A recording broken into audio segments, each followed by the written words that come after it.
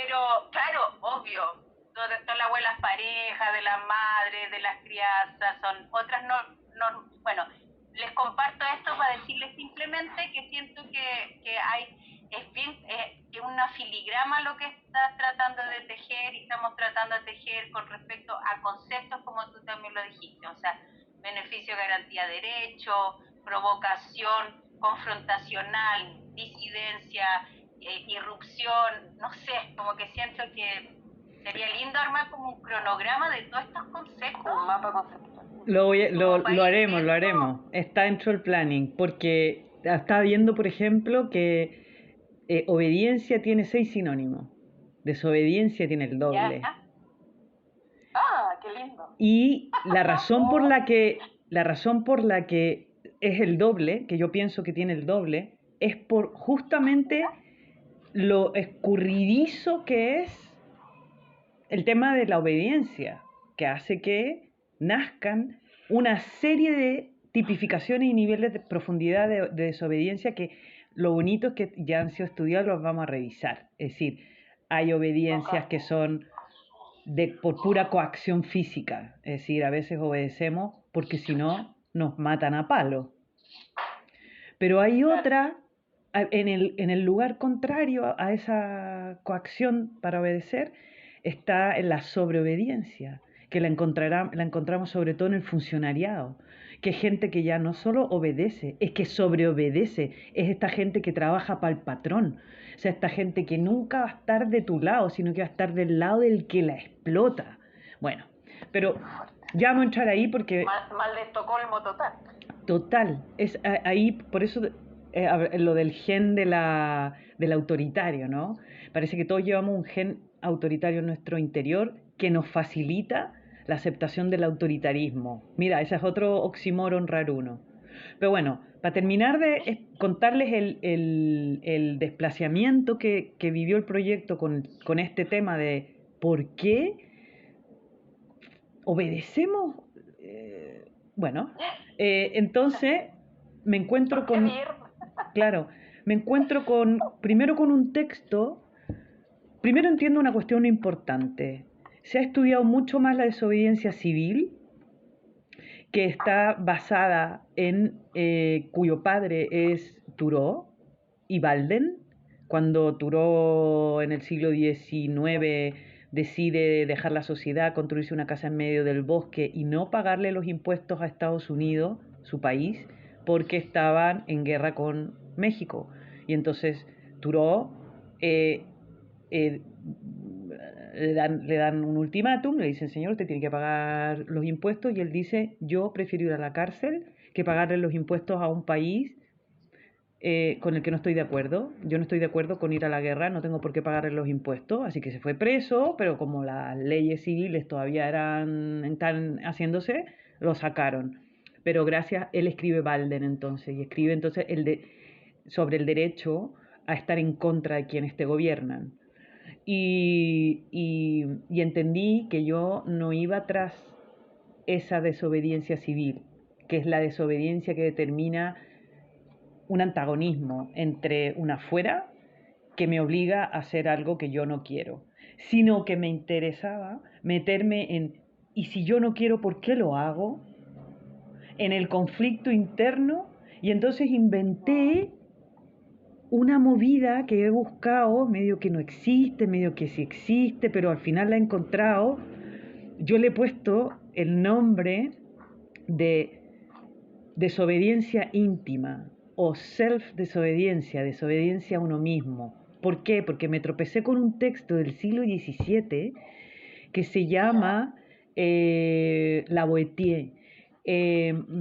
Déjame que lo voy a leer. Se llama, el título es Discurso de la servidumbre voluntaria o El contra uno. Por eso el título provisional de este proyecto se llama Hélice contra uno, porque entendí que parece que la cuestión va hacia el interior. Cuando hemos hablado tantas veces de los procesos internos que no hacemos para entender, para cambiar el mundo, cuando hemos hablado de, ¿no será que primero tenemos que aprender a desobedecernos a nosotros mismos o lo que sea antes de chantarnos ahí como los más choros del planeta?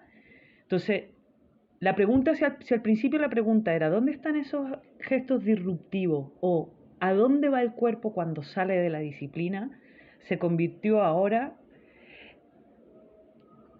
en otra pregunta, perdón. Vuelvo otra vez a Lavoisier. Entonces Lavoisier, este texto de la servidumbre, es un señor que en el siglo XVII ya anda diciendo, ¿por qué chucha le hacemos caso a un solo tipo que nos obliga a hacer un montón de cosas que no queremos? ¿Por qué le hacemos caso al tipo que nos debilita, que nos cobra más impuestos de lo que podemos? Es que es un solo tipo además. Nosotros somos muchos.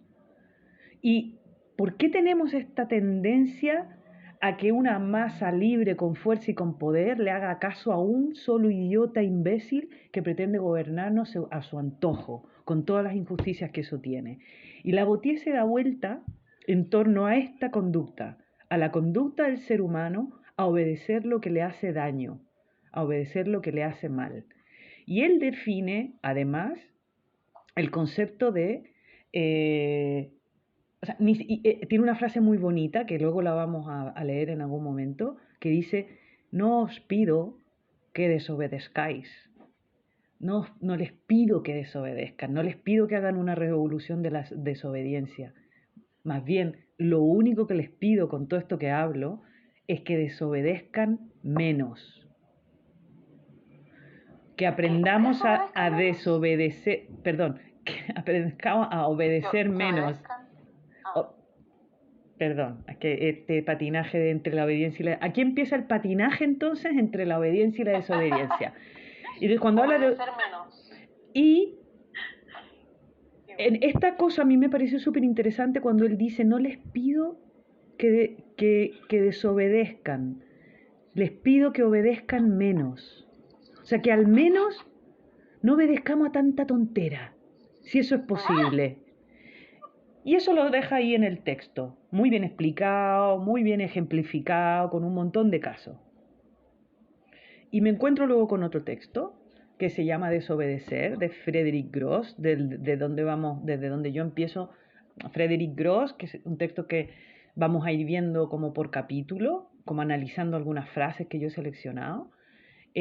Frederick Gross hace un estudio sobre la obediencia y la desobediencia desde el principio, desde la Biblia. Y también abre el libro con una cuestión que para mí resume el problema, dos problemas. Primero dice, el problema no es por qué la gente desobedece, el problema es por qué obedecemos tanto. Y luego tiene otra, más compleja todavía. Dice, desobedecer es obedecernos a nosotros mismos. Y ahí yo dije, chucha la weá. Qué linda, Pero, hermoso. Entonces, el viaje que estoy viendo es hacia adentro, hacia una guerra con uno mismo, es hacia ¿a qué obedezco? ¿A qué desobedezco? ¿Por qué obedezco? ¿Por qué desobedezco? ¿Por qué? O sea, ¿cuál es mi relación con la obediencia? ¿Cuál es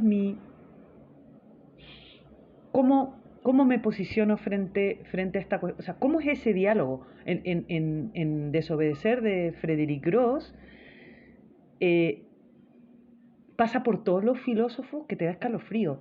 El mismísimo Kant diciendo, a los niños no los llevamos al colegio para que aprendan. Los llevamos al colegio para que adquieran conocimiento y sean mejores personas. No, los llevamos al colegio para que aprendan a obedecer. Porque el estado del ser humano hasta el siglo XIX-XX era de una especie salvaje que había que controlar y que había una especie como de origen salvaje descontrolado que hay que disciplinar sí o sí. Y eso se disciplina en base... Bueno, y Frederick Gross hace todo un estudio sobre la trayectoria de la obediencia y cómo se ha ido metiendo a través de eslogans, ideologías, teorías, en la literatura, en la Biblia, en el cine. Y claro, lo que yo al principio decía, no encuentro material de esto, de repente vi que todo era esto. Todo está inscrito en lógicas, bueno, obvio, ¿no? De poder, de control, de obediencia y desobediencia y de disciplina. Entonces, las preguntas cambiaron. Y lo que yo, en el fondo, donde estoy ahora, es que yo me preparé todos mis papelitos y todas mis cositas. Buenísimo. Donde estoy ahora, donde el proyecto está ahora, en el fondo se articula sobre 3 preguntas, o sea, sobre una afirmación, una pregunta y una hipótesis. La afirmación es, desobedecer es obedecerse a sí mismo. La pregunta es, ¿cómo es un cuerpo o una corporalidad desobediente? Y la propuesta es, ¿hacia dónde se dirige el cuerpo cuando sale de la obediencia? Ya no de la disciplina, aunque todo se desplaza. O sea, hablamos de obediencia como hablamos de disciplina. Disciplina es el mecanismo y la obediencia es la acción. Y estas 3 preguntas se articulan sobre como 3 ejes, ¿no? Sobre un régimen corporal, sobre un régimen coreográfico y sobre un régimen narrativo. Yo narrativo lo entiendo un poco parecido como a coreografía, escribir, estructurar, narrar, ¿no? O sea, cómo cuentas la cosa, cómo se cuenta y cómo cuentas la cosa. Y quizás todo se resume en una pura pregunta. ¿A qué obedeces? Que es también a qué desobedeces. Desde que lo tuvimos que presentar como proyecto y como te obligan casi siempre a estructurar la idea final, yo inventé que esta pieza iba a tener 3 momentos, 3 unidades.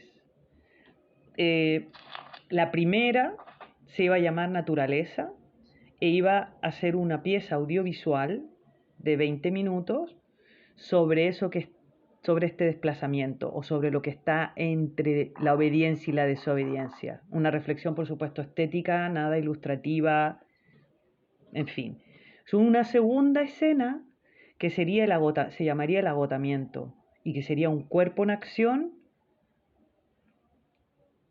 abordando la obediencia o la desobediencia o qué, eso no lo sé, eso es lo que no sé. No.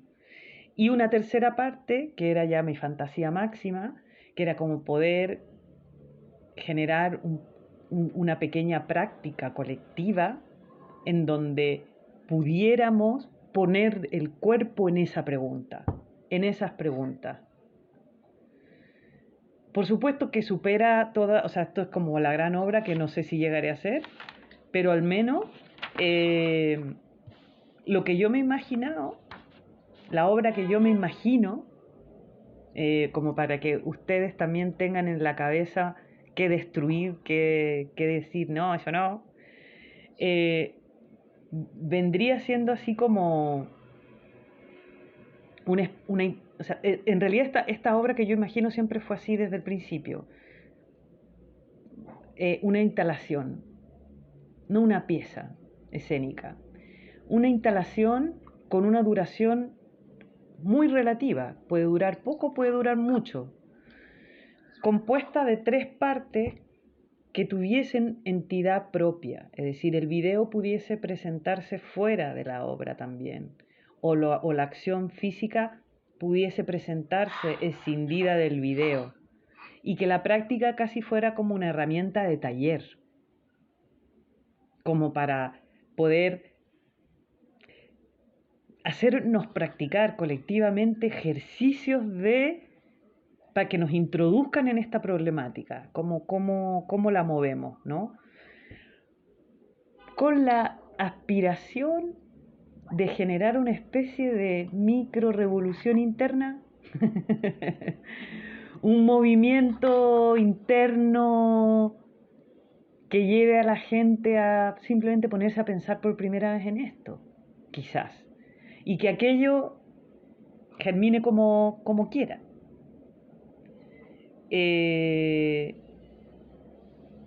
Para mí era, de repente pasó a ser importante dejar el formato teatral típico y ponerme como un ejercicio casi profesional, pensar en otros formatos y en otro dispositivo. También pensé que era algo que podía compartir con ustedes, porque ustedes son inquietas y sé que también están en ese camino como de seguir buscando,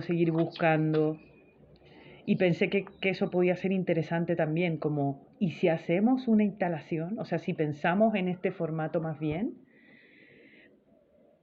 y lo movemos, o sea, lo movemos como para nuestro lado, a ver qué pasa. Es decir, ¿qué pasa cuando tres personas que son mucho más de la coreografía, de la frontalidad y eso se ponen a pensar en algo que es circular, atemporal? Porque esta instalación puede durar 5 minutos o puede durar un día o una semana. Va a depender un montón de lo que resulte.